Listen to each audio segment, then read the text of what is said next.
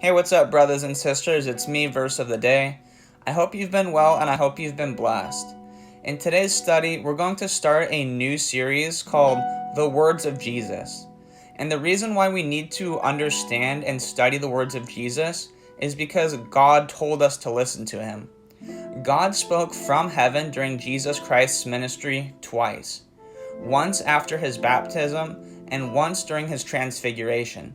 So let's study those topics now, and then we'll study the words of Jesus Christ.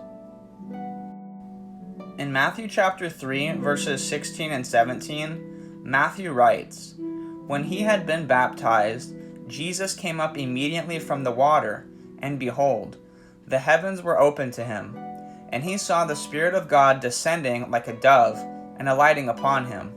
And suddenly a voice came from heaven saying, 'This is my beloved Son, in whom I am well pleased.'" In Matthew chapter 17, verse 5, Matthew writes, "While he was still speaking, behold, a bright cloud overshadowed them, and suddenly a voice came out of the cloud saying, 'This is my beloved Son, in whom I am well pleased. Hear him.'" Since Jesus Christ is the Son of God and the image of the Father, it's inherently important for us to listen to his words, and even more so when God himself speaks from heaven saying, "This is my beloved Son." Listen to him.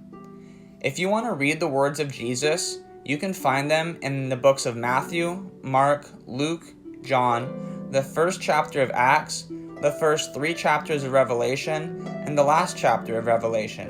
But in today's study, I've chose 3 verses that Jesus Christ himself spoke that I believe are very important.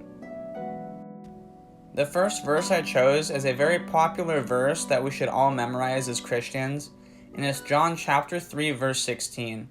"For God so loved the world that he gave his only begotten Son, so that whoever would believe on him should not perish, but should have everlasting life."